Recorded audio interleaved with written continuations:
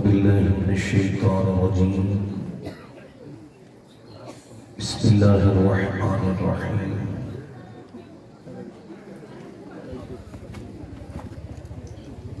لقد كان لكم في رسول الله أسوة حسنة صدق الله العظيم کیا بات رضا اس چمنستان کرم کی زہرا ہے کلی جس میں حسین اور حسن پھول تیری سرکار میں لاتا ہے رضا اس کو شفیع تیری سرکار میں لاتا ہے رضا اس کو شفیع جو میرا غوث ہے اور لاڈلا بیٹا تیرا محبت کے ساتھ بارگاہ رسالت میں درود پاک کا نذرانہ عقیدت پیش کریں سارا مجمع بغیر کسی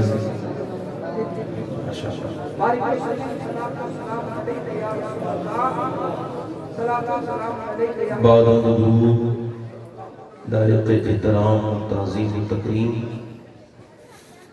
ممبر شریف پر تشریف فرما میرے امامے کی زینت و رونق معزز علماء اہل سنت معزز سامعین و سامعات السلام علیکم ورحمۃ اللہ وبرکاتہ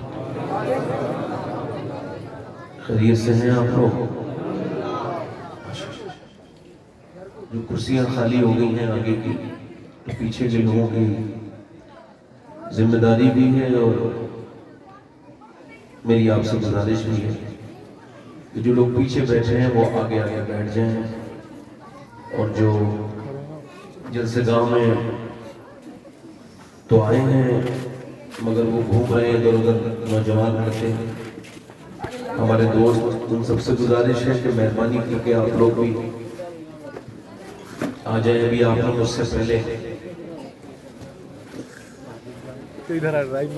ہندوستان کی بڑی عظیم اور باوقار شخصیت سے بڑا بابرکت بافیض اور عشق رسول کو فروغ دینے والا بیان سنا حضرت حبیب ملت مقدس اللہ علیہ کے کلمات اللہ تبارک و تعالیٰ اپنی بارگاہ میں قبول فرمائے اور حضرت کو لمبی عمر عطا فرمائے سایہ دراز کرے اور ماشاءاللہ مجھ سے پہلے آپ نے جناب غلام نور مجسم صاحب کو بھی سن لیا جو کہ ہندوستان کے بڑے مشہور اور مقبول شاعر بھی ہیں اور بڑے اچھے انسان ہیں بڑا اچھا ناشید پڑھتے ہیں اچھی نعت پڑھتے ہیں جیسے بلائے گئے ہیں یہ نعت بھی پڑھتے ہیں اور نماز بھی پڑھتے ہیں یہ بڑی ادھر چیک کیا کرو یہ جو شاعر آتے ہیں آپ کے ہیں ادھر چیک کیا کرو کہ انہوں نے نماز پڑھی کہ نہیں پڑھی نہیں پڑھیں تو ان کو اپنے جلسوں میں نعت مت پڑھواؤ تاکہ ان لوگوں کو بھی عقل آئے کہ جس نبی کی نعت پڑھ پڑھ کے یہاں تک پہنچے ہو اسی نبی کی آنکھوں کی ٹھنڈک کی نماز ہے ہمارے نور مجسم بھائی سفر میں بھی نماز پڑھتے ہیں ماشاءاللہ اور بھی ہندوستان کے کافی شاعر پڑھتے ہیں مگر کچھ ایسے ہیں میں نے دیکھا ہے وہ کبھی پڑھتے ہی نہیں کپڑوں اپنوں کو چھوڑ دو تو لگتا ہی نہیں مسلمان ہیں اللہ تعالیٰ انہیں ہدایت دے قلب سیاہ ہو جاتے ہیں اللہ انہیں ہدایت دے بولو بے نمازی پیر کی اگر بیعت جائز نہیں ہے تو بے نمازی ناخواں کی نعت سننا جائز ہے یہ ہمارے حالانکہ شاعروں سے میری بڑی اچھی ہمدردی ہے ایک شاعر مجھ سے کہہ رہا تھا کہ کیا میں بخشا جاؤں گا تو میں نے کہا اگر تجھے اللہ کو نہیں بخشنا ہوتا نا تو تجھ سے نعت نہیں پڑھواتا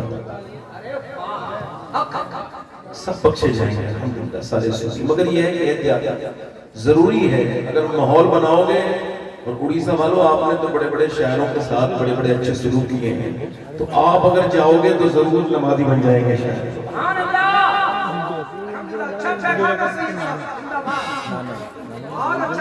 لو فاروق یہ چیزیں ضروری ہیں. تو ذرا ہمارے جیسے ہماری طرف کوئی سبحان اللہ کہتا ہے تو اسے 90 نیکیاں ملتی ہیں. آپ کے یہاں کا کیا حساب چلتا ہے؟ 90 مل رہی ہیں. سبحان اللہ. اچھا ویسے جتنی پریشانی میں اللہ کا ذکر کرو اتنی برکت بڑھ جاتی ہے. زور سے بولو. اب یاد رکھو ایک امام حسین کا مدینے کا سجدہ ہے اور ایک کربلا کا سجدہ ہے. مگر کربلا کا سجدہ چونکہ آزمائش کے وقت میں تھا تو وہ سجدہ بہت زیادہ بلند ہو گیا.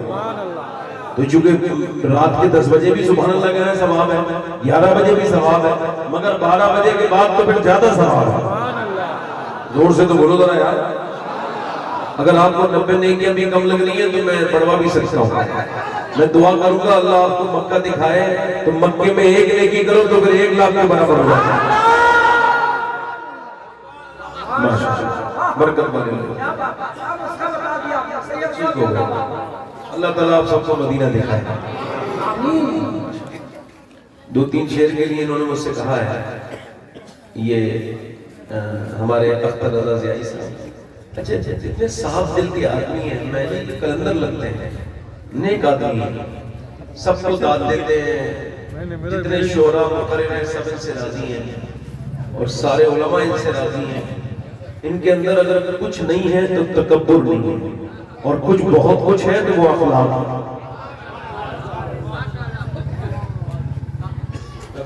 2-3 شعر پڑھو, دونوں ہاتھ اٹھا کے بولو لبیک یا رسول اللہ. جیسے اڑیسہ والوں آپ شکر ادا کیا کرو, شکر ادا کیا کرو. اگر مجاہد ملت یہاں پیدا نہ ہوتے تو یہ دینداری کا ماحول نہیں تھا.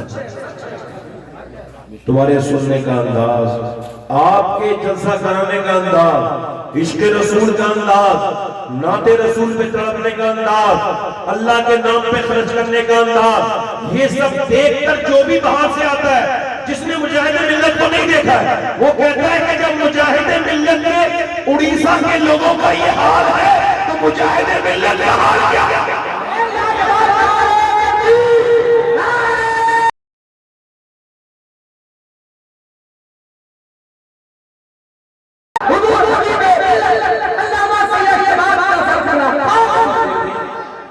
جتنی بڑی خانقاہ کے سجادہ نشین ہیں, جتنی بڑی خانقاہ کے سجادہ نشین ہیں حبیب ملت, اتنی بڑی خانقاہ تو بہت بڑی ہے. چھوٹے موٹے میاں لوگ دیکھو, ان کے کپڑے دیکھو, ان کا انداز دیکھو, ان کا ٹریٹمنٹ دیکھو, اور جو بھوکال مچاتے ہو دیکھو, مگر ادھر سادگی دیکھ کے پتہ لگتا ہے. جب سجادہ ایسا ہے تو پھر مجاہد ملت کیسے ہوگا.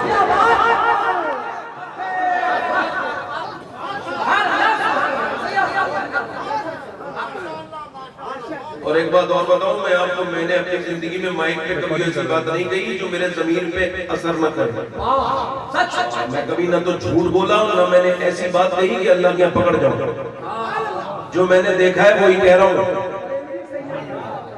یہ حضور مجاہد ملت کے سجادہ ہیں. میں نے ان کو یہی نہیں دیکھا, میں نے انہیں مدینہ شریف میں بھی دیکھا.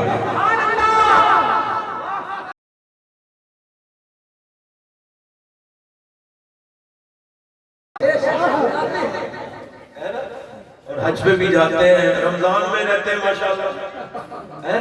اچھا کیوں نہیں جائے بھائی؟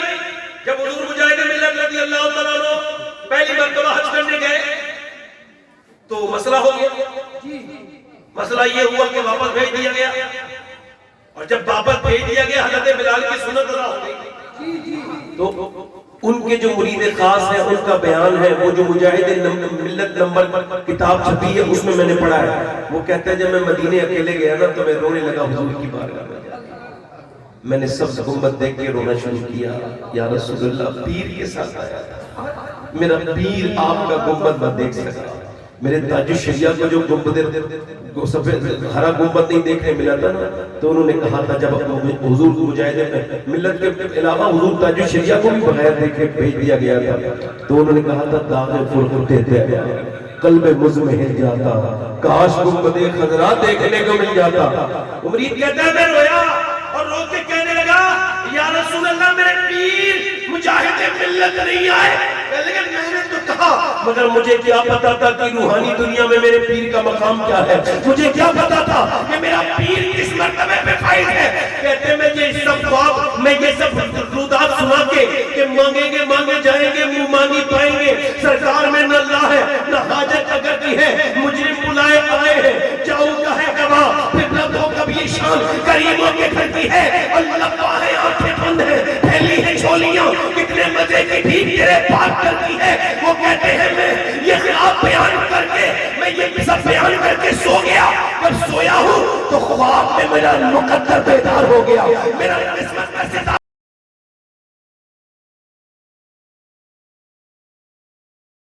سے پکڑا اور حضور کی بارگاہ میں لے کے آ گئے. وہاں حضور کا گنبد نہیں تھا، ایک تخت لگا ہوا تھا.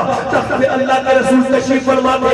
ایک طرف ابو بکر بیٹھے تھے، ایک طرف عمر بیٹھے تھے، ایک طرف عثمان غنی بیٹھے تھے، ایک طرف حضرت علی بیٹھے تھے، ایک طرف حسن بیٹھے تھے، ایک طرف حسین بیٹھے تھے. میں نے حضور کے ایک ہی خواب میں سرکار کے یاروں کو بھی دیکھ لیا اور رشتے داروں کو بھی دیکھ لیا.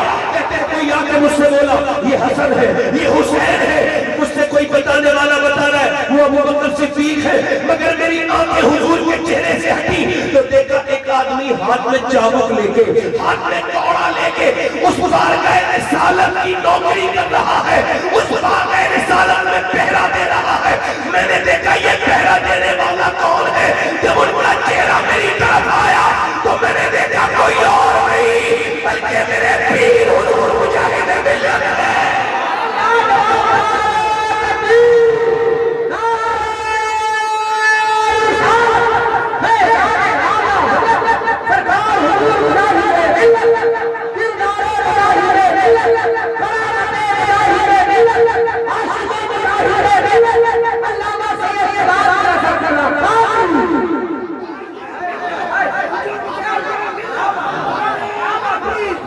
حبیبی میدان میں کسی حادثے سے رکا تھا نہ رکے گا جسے غوث العظم اپنے فیض سے نوازے.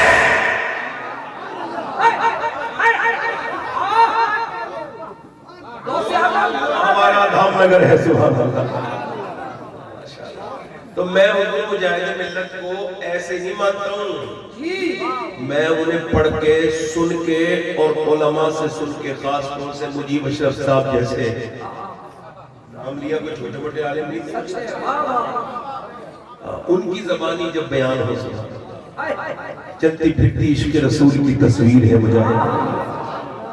اس دور کے بہت بڑے پیر ہیں مجاہد. تو دو تین شعر پڑھ دو.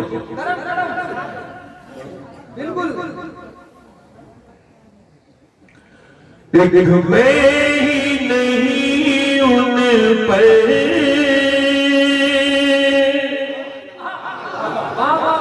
قربان زمانہ ہے، جو رب تو عالم کا محبوب یگانہ ہے، جو رب تو عالم کا محبوب یگانہ ہے. طلب سے ہمیں جس نے خود پار لگانا ہے، طلب سے ہمیں جس نے خود پار لگانا ہے. زہرا کا وہ بابا ہے، حسنین کا گانا ہے. پڑھو زہرا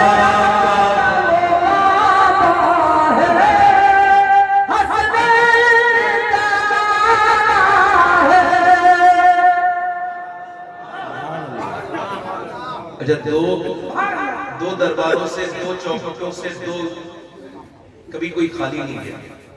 ایک دروازہ تو میرے حضور کا ہے اور دوسرا دروازہ حضور کی بیٹی سیدہ فاطمہ الزہرا کا ہے.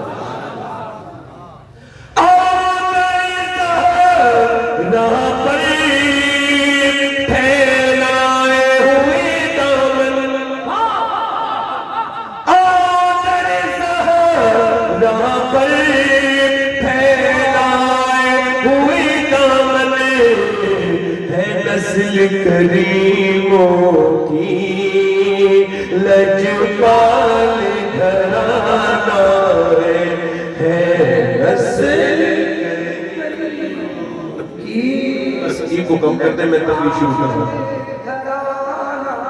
تقریر میں شروع کر رہا ہوں اپنی. ای کو کم کریں. حضور حبیب ملت کی موجودگی ہے. میری تقریر کا عنوان آج کا یہ ہے کہ اللہ نے انسان کو کیوں پیدا کیا. سوال ہے. اگر ہم یہ نہیں سمجھیں گے ہم دنیا میں کیوں بھیجے گئے, کیوں پیدا کیے گئے, کیا مقصد ہے ہماری زندگی کا, تو پوری زندگی جی کے بھی ہم مقصد حیات کو نہیں دے سکتے کہ ہم کیوں دنیا میں ہیں. میری بات سمجھیں. امام مالک فرماتے ہیں انسان دو بار پیدا ہوتا ہے. ایک بار ماں کے پیٹ سے پیدا ہوتا ہے, ایک دن وہ تب پیدا ہوتا ہے جب وہ یہ جان لے کہ اللہ نے اس کو کیوں پیدا کیا. یعنی جانور بھی سوتے ہیں اور ہم بھی سوئے ہیں تو جانور اور اب کوئی سمجھتا ہے صرف سونے کے لیے تو جانور بھی سوتے ہیں, صرف کھانے کے لیے جانور بھی کھاتے ہیں, پیسہ کمانے کے لیے جیسا کہ ہمارے لوگوں کا مزاج ہے بس پیسہ پیسہ, نہ نماز دیکھ رہے ہیں, نہ روزہ دیکھ رہے ہیں, نہ صبح دیکھ رہے ہیں, نہ حرام دیکھتے ہیں کچھ لوگ, نہ حلال دیکھتے ہیں, بس پیسہ پیسہ بس پیسہ پیسہ. اللہ فرماتا ہے الہاکم التکاثر حتی زرتم المقابر کلا سوف تعلمون ثم کلا سوف تعلمون. اللہ فرماتا ہے تمہیں غافل رکھا مال کی زیادہ طلبی نے. یعنی مال کو طلب کرنا یہ بری بات نہیں, مگر مال ہی مال طلب کرنا, اندھے ہو جانا, حرام حلال کی تمیز بھول جانا, صرف مالی مال. اللہ فرماتا ہے تمہیں غافل رکھا مال کی زیادہ طلبی نے یہاں تک کہ تم نے قبروں کے منہ دیکھ لیے. مطلب یہ ہے کہ حضور فرماتے ہیں میرے آقا کریم کہ اگر انسان کی اولاد کو, آدم کی اولاد کو ایک جنگل بھر کے ہیرا اور جواہرات سونا چاندی دے دیا جائے تو اس جنگل کو ٹھکانے لگا کے کل کو دوسرا جنگل تلاش کرنے نکل جائے. یعنی آج اس کو اللہ نے دیا, کتنے بھی دے دے اللہ سے, تبھی تو اللہ فرماتا ہے تمہیں غافل رکھا مال کی زیادہ طلبی نے یہاں تک کہ تم نے قبروں کو دیکھ لی. پھر وہ کہتا ہے کلا سوف تعلمون, ہاں جان جاؤ گے. یعنی پھر وہ کہہ رہا ہے جان جاؤ گے, جو تم نے مال اکٹھا کر کے رکھا ہے جان جاؤ گے. پھر فرماتا ہے کلا سوف تعلمون ثم کلا سوف تعلمون. اب ثم کلا سوف تعلمون اللہ نے ثم کا استعمال کیا. اس کا مطلب یہ ہوتا ہے میں سمجھا رہا ہوں پھر سمجھا رہا ہوں پھر سمجھا رہا ہوں. یہ لہجہ بدلتا ہے نا ہم لوگوں کا, میں بتا رہا ہوں پھر بتا رہا ہوں. پھر وہ کہتا ہے پھر اس کا لفظ ثم کا مطلب پھر ہاں تم جان جاؤ گے. یعنی مولا علی فرماتے ہیں جب بندہ مرتا ہے تو لوگ کہتے ہیں اپنے بچوں کے لیے کیا چھوڑا, تو فرشتے کہتے ہیں آگے اس نے کیا بھیجا, آخرت کے لیے کیا بھیجا. یعنی اللہ کے پیارے رسول صلی اللہ علیہ وسلم نے ایک بکری کو ذبح کروایا اور اس کو صدقہ کر دیا, کاٹ دیا, گھر میں تشریف لائے, فرمایا کچھ عائشہ بچا ہے, تو انہوں نے ایک کٹوری میں 3-4 بوٹی دکھائی, حضور یہ بچا ہے. مسکرا کے فرمایا یہ نہیں بچا, بچا وہ ہے جو اللہ کی راہ میں خرچ ہو گیا. اس کا ایک اور کم کریں, بچا وہ ہے جو اللہ کی راہ میں خرچ ہو گیا, تو صرف ای کو اور کم کریں بھائی. اس کا مطلب یہ ہے کہ آپ یہ اور ای کو کم کر دیں, ای کو اور کم کریں. آپ آواز بس صاف کر دیں, بس تھوڑا سا مجھے زیادہ مائک کی ضرورت نہیں رہتی, اس کا بس ای کو کم کر کے آواز صاف کر دیں. مائک بہت اچھا ہے آپ کا, اللہ آپ کو سلامت رکھے, باکرامت رکھے. میرے کہنے کا مطلب یہ ہے کہ انسان جب یہ سمجھے گا ہی نہیں صرف دولت وہ قارون بن گیا دولت کماتے کماتے, اور اس نے کبھی یہ سمجھے ہی نہیں کہ اللہ نے اس کو پیدا کیوں کیا تھا. میرے نبی ارشاد فرماتے, میرے آقا فرماتے, میرے حضور فرماتے جنت میں جب جنتی چلے جائیں گے تو ان کو کوئی افسوس تو نہیں ہوگا جنت میں, مگر ایک افسوس جنت کے لوگوں پر بھی ہوگا, وہ یہ کہ وہ کہیں گے اے اللہ تو نے ہمیں جنت سے نوازا مگر ہم نے اپنا وقت خراب کیا, کاش جو وقت ہم نے فالتو خراب کیا اس میں تجھے یاد کر لیا ہوتا. بے شک ایک زمین کا ٹکڑا دوسرے زمین کے ٹکڑے پر فخر کرتا ہے کہ آج میرے اوپر ایک ایسا اللہ کا بندہ گزرا جس نے اللہ کو یاد کیا تھا. اللہ نے ہم کو کیوں پیدا کیا؟ تو اللہ خود فرماتا ہے میں نے انسان کو آزمائش کے لیے پیدا کیا، امتحان کے لیے پیدا کیا، اپنی عبادت کے لیے پیدا کیا. یعنی امتحان ہے میرا اور آپ کا، ہر وقت امتحان ہے. جب تک آپ زندہ ہیں تب سے مرنے تک آپ کا امتحان ہے. آپ نے ہوش سنبھالا، ہوش سنبھالنے کے بعد آپ کے نفس نے آپ کو جب پرغلانا شروع کیا تو اب آپ کا امتحان، جیسے فجر کی نماز ہو رہی ہے، امتحان کا کیا مطلب ہے؟ فجر کی اذان ہو رہی ہے، سردی کا وقت ہے، سخت سردی پڑ رہی ہے، لحاف کے اندر سے نکلنے کا دل نہیں کرتا، بستر مکمل گرم ہے، مگر اچانک جیسی آواز آئی اذان کی، ایمان نے کہا چلو نماز پڑھنے چلو. نفس نے کہا نہیں، تھوڑی دیر آرام کر لو. آرام اگر نہیں کرو گے تو طبیعت بگڑ جائے گی، باہر نکلو گے تو سردی ہو جائے گی. مگر ایمان نے کہا نہیں نہیں، میں بالکل نہیں، میں نماز پڑھنے جاؤں گا. نفس کہہ رہا ہے سو جا. اللہ کے رسول فرماتے، اللہ نے فرمایا حدیث قدسی ہے، میں نے انسان کو پیدا کیا، اس کے ساتھ اپنے دشمن نفس کو بھی پیدا کر دیا. یعنی میرا اور آپ کا نفس جو گناہوں پہ مجھے ابھارتا ہے، اچھائیوں سے روکتا ہے اور برائیوں کی طرف لے کے جاتا ہے، یہ اللہ کا بھی دشمن ہے اور میرا بھی دشمن ہے. نفس نے بہت کہا سو جا سو جا، تھوڑی دیر کے بعد اٹھ جانا، مگر ایمان نے لحاف پھینک دیا، ایمان نے آپ کا کمبل پھینک دیا اور اٹھے اور جا کر کے ٹھنڈے پانی میں ایمان نے وضو کروایا اور ٹھنڈے پانی سے وضو کرنے کے بعد مسجد میں گئے اور اپنی ناک آپ نے جیسے ہی رگڑی ہے ویسے ہی فرشتہ وہی کھڑا تھا، اس نے اعلان کر دیا آج اللہ کا بندہ اپنے نفس پر پہلی فتح پا چکا ہے، یہ کامیاب. نعرے تکبیر، نعرے رسالت، یہ کامیاب ہو گیا. اس نے پہلا سجدہ کیا یعنی نماز پڑھی، اس نے جو ہے وہ اپنی نیند کو قربان کیا. پھر وہ نماز پڑھنے کے بعد گھر آیا، ناشتہ کر کے باہر نکل رہا تھا، ایک لڑکی نکل کے گئی، بڑی بے حیا لڑکی تھی، بڑی بے غیرت لڑکی تھی. اس کے جسم پہ ٹائٹ لباس تھا، معاذ اللہ. اس نے ایک نظر دیکھا، لڑکی حسین بھی تھی، خوبصورت بھی تھی، صحت مند بھی تھی. اس کے جسم کو دیکھ کے ایک نظر ضرور پڑی تھی، مگر پہلی نظر چونکہ معاف ہے اور پہلی نظر میں کوئی فتنہ بھی نہیں ہوتا ہے، دوسری نظر میں ہی فتنے شروع ہوتے ہیں. اب پہلی نظر جھکا لی، پھر نفس نے کہا، نفس نے کہنے لگا ایک بار دیکھ لے، لڑکی بڑی حسین ہے. اس کے دل نے، اس کے ایمان نے کہا نہ دیکھنا، بالکل نہ دیکھنا. نفس کتے کی طرح بھونکتے بھونکتے کہنے لگا دیکھ لے، ایک مرتبہ دیکھ لے. اس نے کہا نہیں نہیں، میں مسلمان ہوں، میرا ایمان ہے. میرے نبی فرماتے ہیں کہ آنکھوں کا بھی تو زنا ہے نا، آنکھوں سے جو کسی کو دیکھے بری نظر سے، یہ آنکھوں کا زنا ہے. اللہ فرماتا ہے جو آنکھوں کی بدنگاہی کرے گا اس کی آنکھ میں، نبی فرماتے ہیں اللہ اس کی آنکھ میں آگ کی سلائیاں ڈالے گا. کوئی اتنا پہلوان آدمی نہیں ہے جو ایک ماچس کی تیلی برداشت کرے تو جہنم کی سلائی کیسے برداشت کرے گا. آپ نے اینٹوں والا بھٹا دیکھا ہے کبھی؟ اینٹوں والا بھٹا جس میں اینٹیں اندر پکتی ہیں. ہماری طرف بہت بھٹے ہیں. مجھے ایک آدمی کل بھٹے پہ دعا کروانے کے لیے پرسوں لے کے گیا تھا. انہوں نے آگ جلتی ہوئی مجھے دکھائی، تب سے لے کے میں کانپنے لگا. اندر اتنی تیز آگ جل رہی تھی کہ اینٹیں پکنے والی تھی. ذرا دولا انسان کی لگائی بھی آگ برداشت نہیں کر سکتا.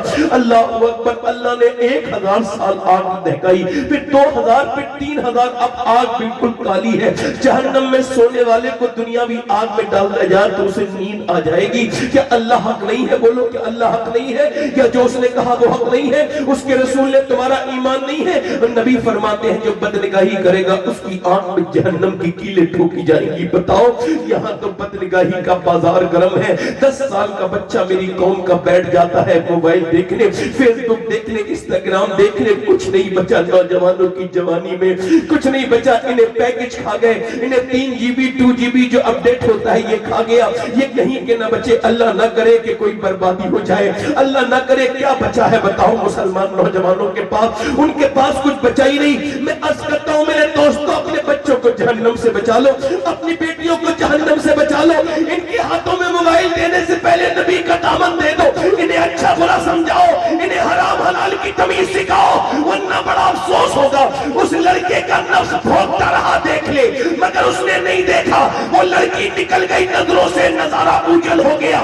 اس نے نظریں نیچے جھکائی، اس سیدی اعلیٰ حضرت کا شعر پڑھا، یا الہی رنگ لائے جب میری بے باکیاں، ان کی نیچی نیچی نظروں کی حیا کا ساتھ ہو. یہ دوسرے امتحان میں کامیاب ہو گیا. اور اگر اس نے دونوں کا الٹا کیا، اگر دونوں کا الٹا کیا، ایک لڑکا ہم نے دیکھا روڈ پہ، اس کا ایکسیڈنٹ ہو گیا. ہم اٹھے، میں نے گاڑی رکوائی تو ہم نے دیکھا کہ اس کا جو بھیجا تھا وہ روڈ پر چپک گیا تھا، ٹرک نے ایسا کچلا تھا، اور اس کو جب گھسیٹ کے نیچے کو لے کر کے آئے تو اس کا موبائل چالو تھا، نمبر لگانے کے لیے موبائل اٹھایا تو اس کے اندر گانا بج رہا تھا، پتہ لگا مسلمان ہے۔ اس کے جیب سے جب آدھار کارڈ نکلا تو اس کا نام مسلمان تھا، اور وہ گندا گانا سنتا ہوا کان میں لیڈ لگا کے اسی وجہ سے ٹرک کی آواز نہیں آئی، مر گیا۔ میرے نبی فرماتے جو جس حال میں مرے گا اسی حال میں اٹھایا جائے گا، تو جو گانا سنتے سنتے مر گیا وہ کیسے اٹھایا جائے؟ اس کا بھیجا لوگوں نے اٹھا کے روڈ سے اور تھیلی میں رکھا۔ 22 سال کا نوجوان، اس نے سوچا تھا میں مر جاؤں گا۔ بولو تو نوجوان، کیا دنیا انسان، اللہ فرماتا ہے انسان کا سمجھتا ہے یوں ہی چھوڑ دیا جائے گا؟ نہیں، حساب تو ہوگا، حساب تو ہوگا۔ ایک ایک ذرے کا جب ایک ایک ذرے کا حساب والی آیت پڑھی اور سنی امام مالک نے تو امام اعظم ابو حنیفہ نے پوری رات روتے تھے، کہتے تھے ذرے کی تو بڑی بات ہے، میں تو بہت بڑی چیزوں کا حساب دینے کے لائق نہیں۔ اور آج میرا نوجوان اپنی زندگی کو برباد کرتا ہوا چلا جا رہا ہے، برباد کرتا۔ پڑوسی ملک میں ایک لڑکا گانا گانے کا شوقین تھا، گانا گاتا تھا، گانا گاتے گاتے سکسیس ہوا، تھوڑا کامیاب ہوا، دنیاوی اعتبار سے کامیاب ہوا، یوں تو کیا کامیاب ہوگا، مگر اس نے گانا گا کے ایک مرسیڈیز گاڑی جیتی، پھر دوسری مرسیڈیز، اس نے پورے اپنے ملک پاکستان میں اپنا نام روشن کر لیا، پوری دنیا میں بلایا جانے لگا، ورلڈ ٹور کیا، اس نے یورو میں درہم میں پیسے کمائے، اس نے اتنا پیسہ کمایا ڈالر میں کہ ایک شہر میں ایک گھر خریدا، دوسرے شہر میں دوسرا گھر خریدا، اس نے دونوں گھر خریدے، اتنا مالدار ہو گیا کہ اس نے 19 سال کی عمر میں اپنی پسند کی لڑکی سے شادی کی، 23 سال کی عمر میں وہ گانا گا رہا تھا بدیش میں، گانا گاتے گاتے گر گیا، جیسی زمین پہ گرا بے ہوش ہو کر اس کا جب چیک اپ ہوا تو پتہ لگا دونوں گردے اس کے فیل ہیں اور اب اس کی زندگی زیادہ لمبی نہیں ہے۔ اس کے گردوں کو ڈائلیسس ہونے لگا، ڈائلیسس ایک پروسیس ہے، جب آپ کسی کے گردے خراب ہو جاتے ہیں تو اس کا پورا خون نکالا جاتا ہے، ایک ہفتے میں ایک بار نکالا جاتا ہے، 25 سے 30 ہزار روپے اس کے خرچ ہوتے ہیں۔ ذرا غور تو کرو، جس نے گردے، ایک لڑکے کو میں نے دیکھا، اس کی یہ جو اس کی کلائی ہے، کلائی کی رگ جو تھی بار بار بھڑکتی تھی، میں نے کہا کیا ہوا؟ رو کے کہنے لگا میرے گردے خراب ہیں، میرے باپ نے ساری زمین بیچ دی، مکان تک بیچ دیا، میں اکیلا لڑکا ہوں مگر میرے گردے ٹھیک نہیں ہو پائے۔ میں نے کہا یا اللہ ہمارے گردے ہیں، ہم نے تو کبھی تیرا شکر نہیں ادا کیا ہوگا، کبھی نہیں کہا ہوگا اللہ ہمارے گردے ٹھیک ہیں، گردوں پہ اب تک کوئی پریشانی نہیں آئی۔ جس کے گردے خراب ہیں جا کے دیکھو بھبنیشور کے ایمس میں، جا کے کلکتہ میں دیکھو، لکھنؤ میں دیکھو، بمبئی میں دیکھو، دلی میں دیکھو، کیسے لوگ بیماریوں میں مبتلا ہیں۔ ایک آدمی نے مجھے کشمیر سے ٹیلی فون کیا تھا، کہنے لگے آپ کی تقریر کرانا چاہتے ہیں۔ میں نے کہا بھائی جان میرے پاس وقت نہیں، کہنے لگے آپ برائے کرم وقت دے دیں، جو آپ کی تقریر سننا چاہتا ہے اس کو کینسر ہے، اس کی آخری خواہش آپ کی تقریر سننا ہے۔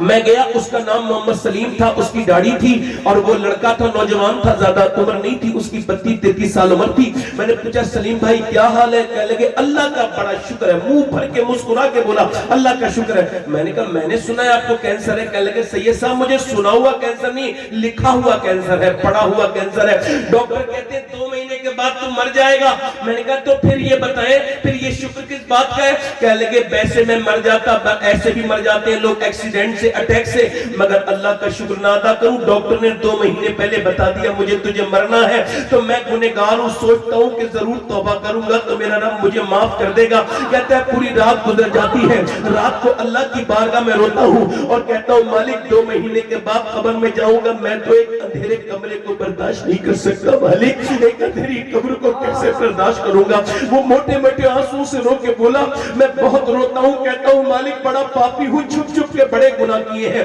کہتے بغیر کینسر کے بھی نمازیں پڑھی تھی، مگر وہ کیا نماز تھی؟ نماز تو یہ ہے کہ جب سر سجدے میں رکھتا ہوں تو آنکھوں میں آنسو آ جاتے ہیں، سبھی سربا سجدہ جو میں ہوا کہیں تو زمین سے آنے لگی ستا، میں تیرا دل تو ہے صنم آشنا، تجھے کیا ملے گا نماز میں؟ میرے دوست بغیر آنسو کا بھی سجدہ ہوتا ہے، مگر آنسو کے سجدے کا مقابلہ بغیر آنسو والا سجدہ نہیں کر سکتا۔ اور میرے دوست اپنے آپ کو بدل تبدیل کر، ذرا غور کر، ایک آدمی اسپتال میں بھرتی ہوا، اس کے 90-80 ہزار کا 80 سال کی عمر تھی اور اس کو سانس لینے میں دقت تھی. اس کا 90,000 بل آیا. 1.5 دن کا بل دیکھ کے رونے لگا. بوڑھا تھا. ڈاکٹر نے کہا بڑے میاں پیسے زیادہ لگ رہے, کم کروا دے. کہا نہیں اللہ نے اتنا نوازا ہے, تیرا اسپتال خرید سکتا ہوں. کہا پھر روتا کیوں ہے؟ کہا روتا اس وجہ سے ہوں کہ تیری اس ہواؤں میں میں نے 1.5 دن سانس لیا, تو نے 90,000 کا بل مجھے بنا کے دے دیا, اور میں 80 سال سے اللہ کی ہواؤں میں سانس لے رہا ہوں. میں نے کبھی نہیں کہا اے اللہ تیرا شکر ہے, میں نے کبھی نہیں کہا میرے مالک تیرا شکر ہے.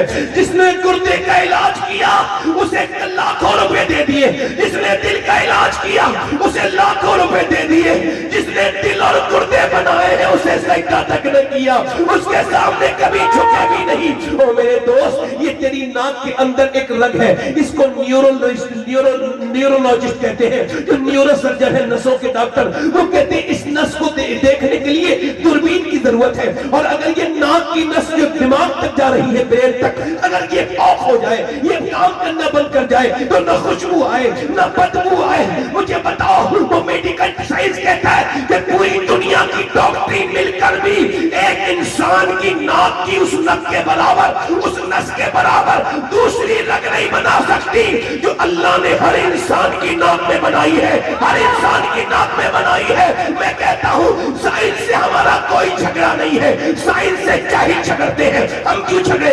سائنس کتاب تحقیق ہے, قرآن کتاب تخلیق ہے. سائنس یہ کہتا ہے کہ 1.25 لاکھ میل دور ہے چاند, مگر سائنس یہ کلیم نہیں کرتا میں نے چاند بنایا ہے, میں نے آسمان بنایا ہے. نہ کوئی خدا ہونے کا دعویٰ بہت لوگوں نے کیا, مگر کسی نے یہ نہیں کہا زمین میں نے بنائی, آسمان میں نے بنایا, انسان میں نے بنایا.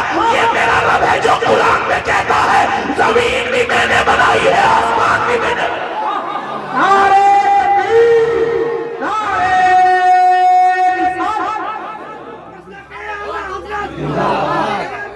نعرے تکبیر, نعرے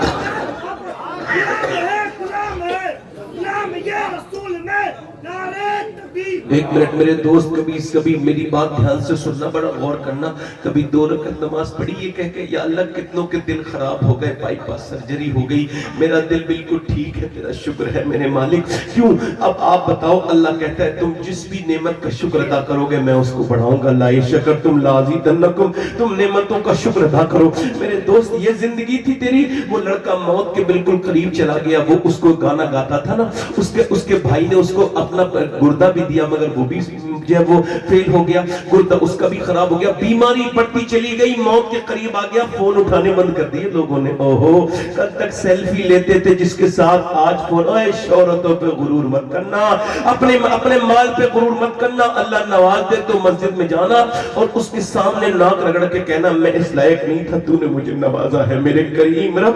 اللہ سے محبت کرو, تمہارے ہاتھ جوڑ کے کہتا ہوں اللہ سے محبت کرو, اس سے پیار کرو, وہی تمہیں پیدا کرنے والا ہے, وہی تمہارا رب ہے. اس سے محبت کرو, اس کے سامنے اس کی نعمتوں کا شکر ادا کیا.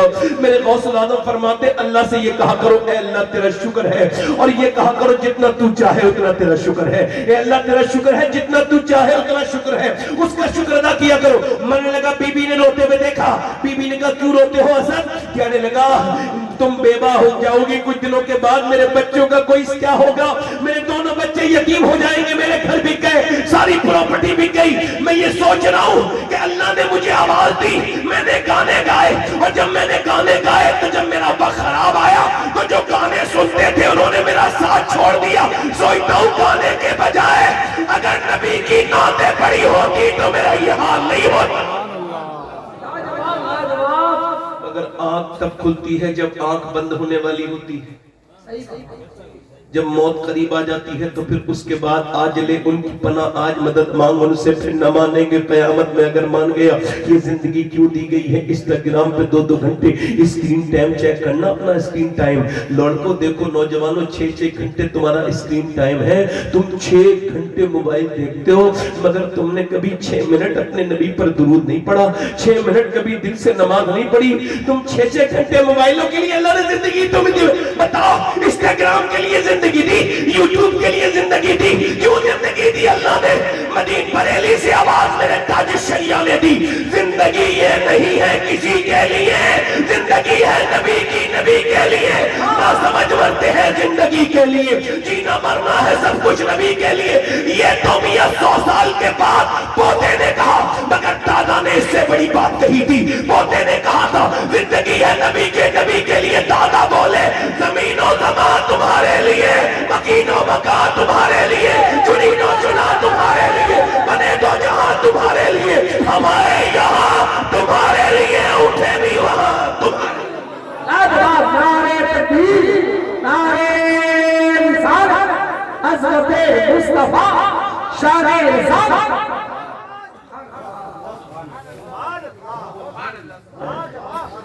جن گھروں میں 6-6 سال کی 7 سال کی لڑکیاں رقص کرنے لگے، لڑکے اتنا ویڈیو گیم کھیلے، ماں باپ ایسے کر کے کر دیتے ہیں، ہاتھ لو بچے لے. ماں نے دیکھا بچہ رو لے، موبائل دیکھ.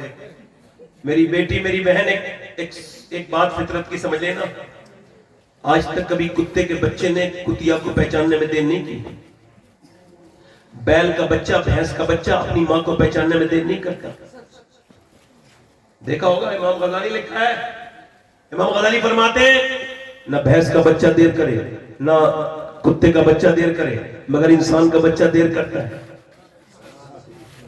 کیوں؟ جیسا دیکھے گا ویسے ہی کرے گا، جیسا دیکھے گا ویسے ہی کرے گا. اگر ماں نے مصلی بچھایا ہوگا تو ہو نہیں سکتا کہ بیٹی مصلی نہ بچھائے. اب توجہ کرو میری طرف. ابھی یہ علماء بیٹھے ہیں، حضور حبیب ملت تشریف رکھتے ہیں. ایک بات کہوں، ابھی پنجاب میں شکایت آئی کہ ایک میاں بیوی اپنی ساس کو وہ مارتی ہے، وہ اپنے ماں کو مارتا ہے، دونوں آوازیں آتی ہیں گھر میں سے اس بڑھیا کے رونے کی. پولیس نے خفیہ کیمرہ لگایا، پتہ لگا ویڈیو میں بری طرح سے چہرے پہ چپت مارتا تھا روز اپنی بوڑھی ماں کو. اب سنو، وہ کوئی عام آدمی نہیں تھا، پروفیسر تھا، کالج میں پڑھاتا تھا، یونیورسٹی کا سب سے بڑا ماسٹر تھا. اس کی بیوی بھی پروفیسر تھی. اب آپ یہ کہہ سکتے ہو کہ وہ جاہل تھے دونوں. بتاؤ، بولو ذرا، بول کے سنو. ایک بات کہہ رہا ہوں علماء کی موجودگی میں، کوئی کہہ سکتا ہے کہ وہ جاہل ہے؟ ارے یونیورسٹی میں پڑھانے والے چھپ کے بوڑھی عورت کو مانے، وہ بھی سگی ماں کو اپنی. اس کا مطلب یہ ہے دنیا کی کوئی بھی یونیورسٹی سائنس پڑھاتی ہے اور میڈیکل سائنس پڑھاتی ہے، وہ جغرافیہ پڑھاتی ہے، مگر کوئی بھی دنیا کی سائنس، کوئی بھی یونیورسٹی ماں باپ کا احترام نہیں پڑھاتی. ماں باپ کا احترام میرے نبی کا دین پڑھاتا ہے، اسلام. مذہب اسلام، عظمت والدین، علامہ سید شباب کا سلسلہ خان. ٹوئنکل ٹکل لٹل اسٹار پڑھانے والے اپنے بچوں کو، بیٹیوں کو انر دین پہلے سکھاؤ. انگلش بھی پڑھاؤ، بالکل مزین کرو، مگر پہلے دین سکھاؤ، پہلے دین سکھاؤ. اسی وجہ سے آپ نے دیکھا ہوگا مولانا، علامہ، مولانا، کوئی مفتی اپنے ماں باپ کا گستاخ نہیں ہوتا. کیوں؟ امام غزالی نے یہ نکتہ لکھا ہے، اس وجہ سے کہ گود میں تم اپنے بچے کو لو، بچہ جیسا دیکھے گا ویسی کرے گا. مگر ایک بہت بڑی بات ہے قدرت کی کہ جب بچہ آپ کا 1-1.5 مہینے کا ہو تو 1-1.5 سال کا ہو، جب وہ بولنا شروع کرے نا ہلکا ہلکا، اور جب وہ آ کرے ایسے، تو اس کو اپنی گود میں لے کے تجربہ کرنا. میں نے کیا ہے، آپ بھی کر لینا. اس وجہ سے تبھی تو کہہ رہا ہوں ماں باپ کے فرما بردار کیسے بنیں گے بچے. کوئی یونیورسٹی نہیں بنائے گی، کوئی ہاسپٹل نہیں بنائے گا، کون بنائے گا؟ سنو، کوئی دنیا کا چیز نہیں بنا سکتی. سنو، امام غزالی کہتے ہیں بچے گود میں لے کے کہنا اللہ اللہ اللہ اللہ اللہ اللہ اللہ. بچہ رسپونس کرتا ہے ابا ابا ابا ابا ابا ابا. میں نے تجربہ کیا، آپ بھی کر لینا. اب آپ کہہ رہے اللہ اللہ اللہ اللہ اللہ اللہ، بچہ کہہ رہے ابا ابا. جو کچھ نہیں جانتا وہ ابا کہہ رہا ہے. امام غزالی کہتے ہیں وہ کہتا نہیں ہے، اس سے اللہ کہلواتا ہے. دیکھ، تو نے اسے میرا نام سکھایا ہے، میں نے اسے تیرا نام سکھا دیا. کیا پیغام زندہ باد.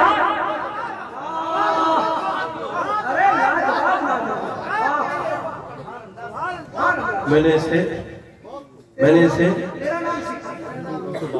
یہ جنگل کے لوگ، یہ جو معاذ اللہ لوگ بات کرتے ہیں ایسے وہ بن گیا، ایسے یہ بڑے بڑے لمبے والوں والے پیر. برا نہ ماننا میری بات کا، ہم پیر کو بعد میں مانتے ہیں، شریعت کو پہلے مانتے ہیں. اپنے آپ کو ملنگ کہنے والے یہ چرسی، یہ بڑی بڑی چرس پینے والے، یہ علی کے ماننے والے، یہ کیا ہے؟ ایسے بنتے ہیں ولی؟ ہم بتائیں ولی کیسے بنتے ہیں؟ دلی کے قریب 80 کلومیٹر دور ہے پانی پت، ایک بچہ پیدا ہوتی رونے لگا، ایک دن 2 دن 3 دن 4 دن 5 دن حکیموں کو دکھایا، ٹھیک نہیں ہوا، باپ بڑا پریشان، 1 مہینے لگاتار روتا ہی رہا، روتا رہتا تھا۔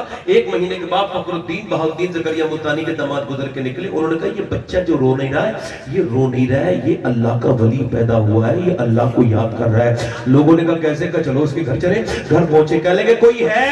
باپ نکل گیا، جی یہ میرا بیٹا رو رہا ہے۔ کہا اللہ آپ کو مبارک ہو، یہ اللہ کا ولی پیدا ہوا ہے۔ کہا آپ کا دماغ ٹھیک ہے، آپ مبارکباد دے رہے ہو؟ یہ سویا نہیں ہے، سونے نہیں دیا، حکیموں کے پاس لے کے جا رہا ہوں، آپ اس کو ولی کہہ رہے ہو؟ کہا میری گود میں لا کے دو، اس کو برا نہ کہو۔ گود میں لا کے دیا، ایک کان میں کچھ دم کیا، دوسرے کان میں کچھ پڑھ کے دم کر دیا، جیسے ہی دم کرا بچہ بالکل خاموش۔ کہنے کہ صاحب کیا پڑھ کے دم کر دیا؟ کہا یہ بڑا ٹھیک نہیں ہوا، حکیموں کو دکھایا ہم نے۔ کہا بعد میں بتاؤں گا، پہلے بتاؤ کیا اس کی ماں قرآن کی حافظ ہے؟ کہا ہاں اس کی ماں قرآن کی حافظہ بھی ہے، اور 24 گھنٹے میں ایک ختم شریف کر دیتی ہے، ایک قرآن ختم کر دیتی ہے۔ انہوں نے کہا اس وجہ سے بات یہ ہے کہ جب اپنی ماں کے پیٹ میں تھا تو اس کی ماں نے اٹھتے بیٹھتے چلتے پھرتے کھاتے پیتے اتنا قرآن پڑھا کہ بچہ ماں کے پیٹ میں قرآن سننے کا عادی ہو گیا، اس کی روح کو عادت پڑ گئی قرآن کی۔ جب بچہ پیدا ہوا ماں جچگی میں چلی گئی، گندگی میں چلی گئی، اس نے قرآن نہیں پڑھا، اسے بھوک لگتی تھی قرآن کی، تم دوائیاں کھلا رہے تھے، میں نے ایک کان میں ایک آیت پڑھی، دوسرے میں دوسری پڑھی، بچہ خاموش ہو گیا۔ اسی بچے کا نام شرف الدین بو علی شاہ قلندر پانی پتی ہے۔ جب پانی پت میں ماں قرآن سنائے تو بیٹا شرف الدین بو علی قلندر بنے، اور جب مدینے میں سیدہ فاطمہ قرآن سنائے تو بیٹا کربلا کے میدان میں نیزے پہ چڑھ کے قرآن سنائے۔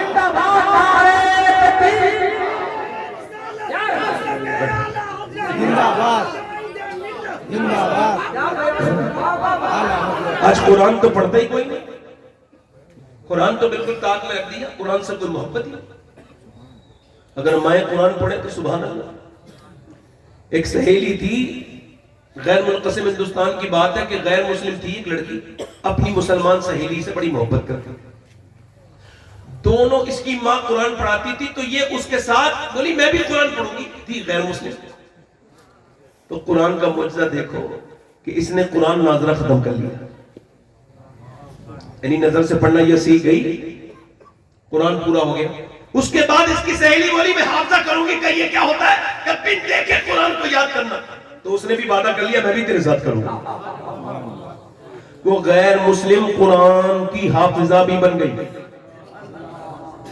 جب اس کے بڑے ہو کے رشتہ آیا اس کا تو اس نے اپنی آپا سے کہا، پڑھانے والی ملانی سے کہا جو اس کو پڑھاتی تھی، سہیلی کی ماں، کہنے لگی میرا رشتہ ہونے والا ہے، اگر میں نے بتا دیا کہ میں ایسے ہوں تو میرے باپ مجھے جان سے مار دیں گے، قتل کر دیں گے، بہت سخت ہے، اور جہاں سے میری شادی ہونے والی وہ بہت کٹر ہے، مسلمانوں کے نام سے نفرت کرتا ہے، دشمن ہے مسلمانوں کا، میں کیا کروں؟ اس کی ملانی بولی جس قرآن سے تو محبت کرتی ہے نا وہی قرآن تجھے بچا لے گا۔ اس نے تحفے میں قرآن دیا، ملانی نے پڑوسن کو کہ یہ میں چاہتی ہوں، اس میں جو چھپا کے گفٹ بنا کے پیکنگ کر کے یہ قرآن یہ اپنے گھر جا کے کھولے گی گفٹ ہمارا۔ تو اس نے کہا ٹھیک ہے، وہ اپنے گھر لے گئی، اس نے قرآن کھولا اور قرآن پڑھتی رہی۔ 1-2 سال ہو گئے، 2 بچے بھی ہو گئے، قرآن پڑھ جاتی۔ جب وہ آفس چلا جاتا تھا، کٹر اس کا کٹر تھا نا غیر مسلم، وہ اس کی جب چلا جاتا تھا تو یہ قرآن پڑھتی تھی۔ ایک دن وہ اس کی طبیعت خراب ہوئی، چیک اپ کرا کے گھر آ کے رونے لگا، دہاڑے مار کے۔ بیوی نے کہا کیوں روتے ہو؟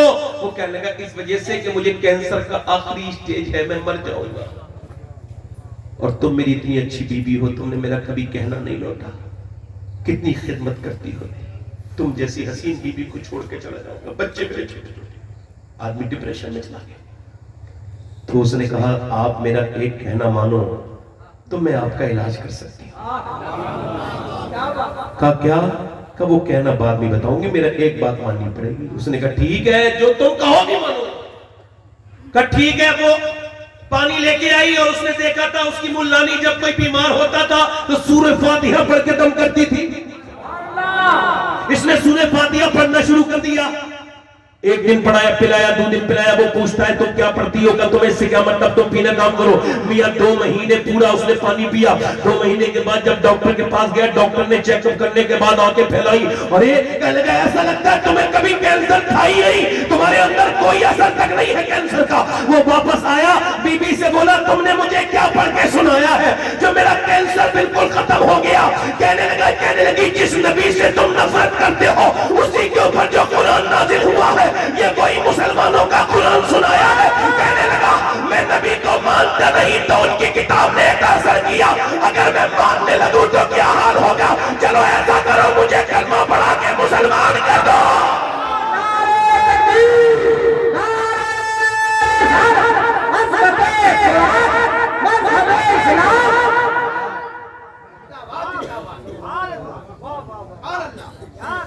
अब कुरान की आवाजें कहाँ नहीं है, घरों से गानों की आवाजें आ रही हैं।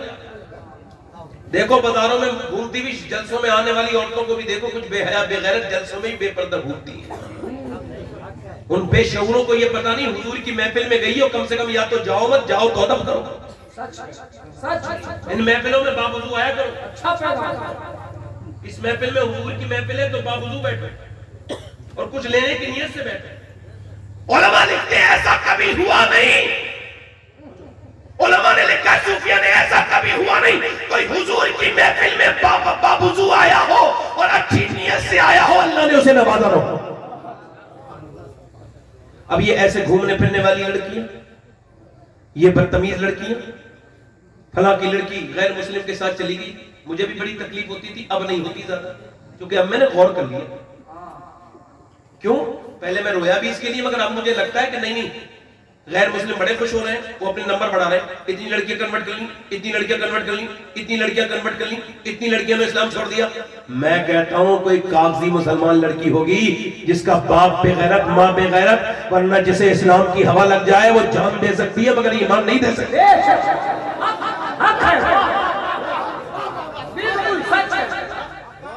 एकदम सच, बहुत सच। गाने गाए उसने, सच। अंदर टीवी चल रहा है, टीवी। ये जितने खड़े होकर पेशाब करते हैं लड़के, इनसे पूछ लेना, इनकी माओ से पूछ लेना। पहले के लोग खड़े होकर नहीं करते, जो नई नस्ल के खड़े होकर पेशाब करते हैं। ये बदतमीज बेगैरत बेशरम बेहया, शर्म आनी चाहिए। और ये जो मोबाइल और गंदी तस्वीरें देखते हैं, इनकी माओ से पूछो जब ये पेट में थे तो फिल्में देखी थी कि नहीं देखी, क्योंकि माँ का असर पेट से शुरू हो जाता है। अब वो टीवी 10 साल की हुई लड़की बेचारी, हुजूर, अरे बेटी तो घर की रौनक है, जीनत है, बरकत है घर की। जिसके घर में लड़की ना हो उसका तो जनाजे में रौनक नहीं होती, मर जाए तो उसका जनाजा भी ऐसी बेरौनक ही उठ जाता है। जिसकी बहनें ना हो उसकी जनाजे में कौन रोए? इसकी बेटी ना हो। बेटियों से इतनी मोहब्बत करनी चाहिए थी। बेटी से मोहब्बत ऐसी करो जैसे मेरे हुजूर ने की।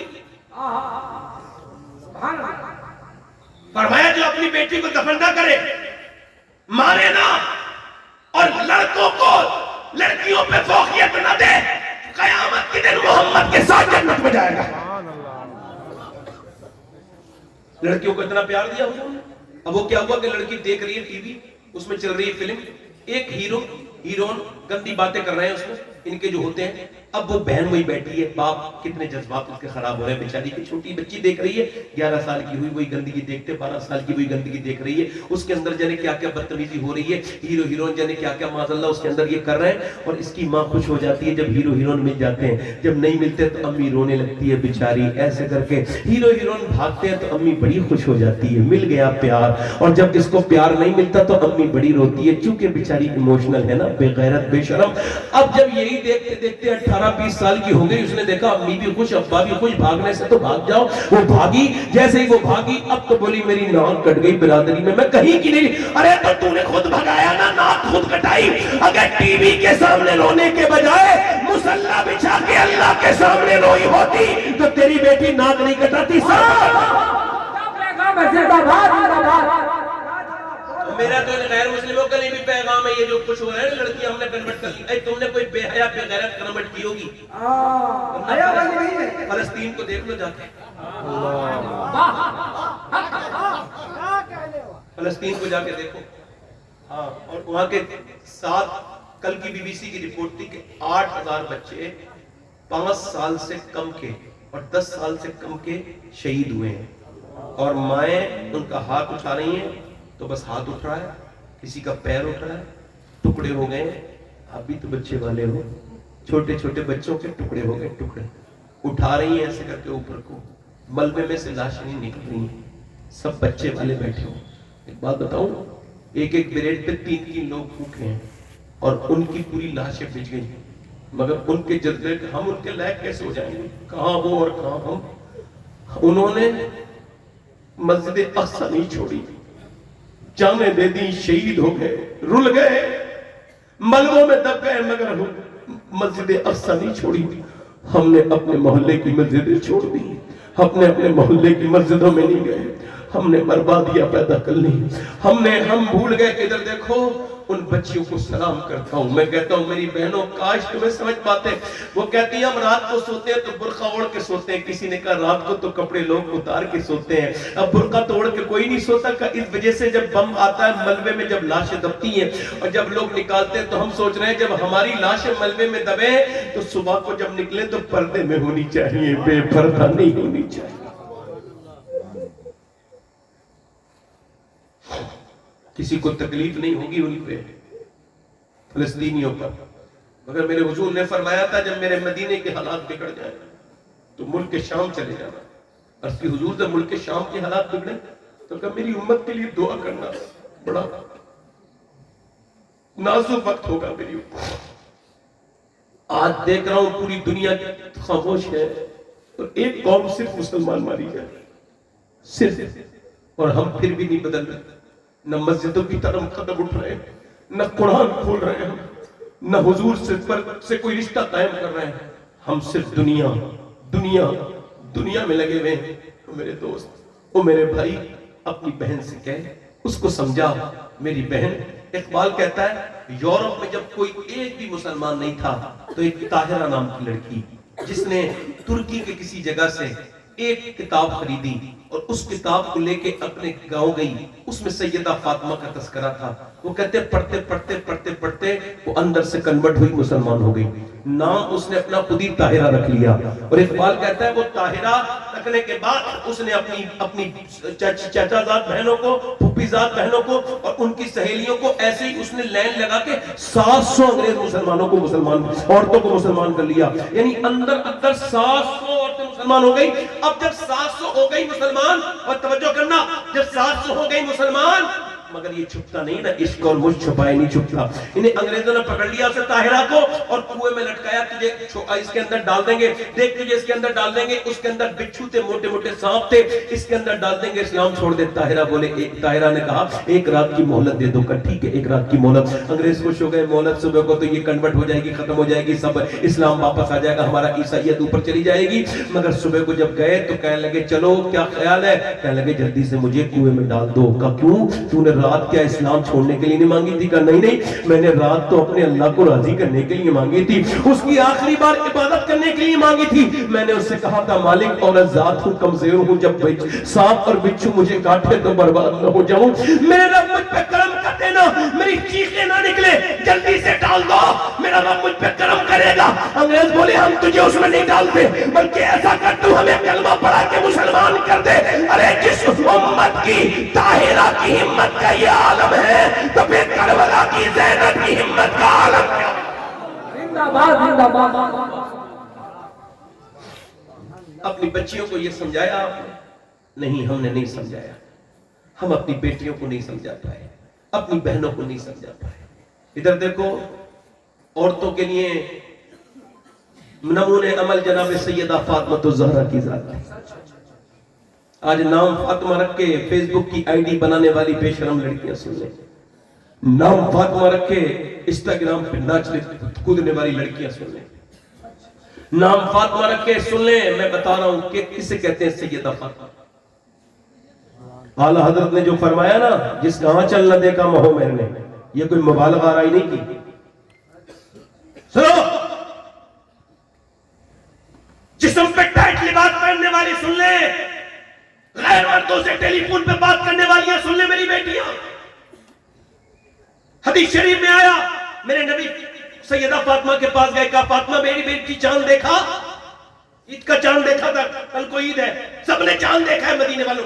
آپ نے چاند دیکھا؟ کہا ابا میں نے نہیں دیکھا. کہا بیٹی سب نے دیکھا، تم نے نہیں دیکھا. کہا ابا سب نے دیکھا، اسی وجہ سے فاطمہ نے نہیں دیکھا.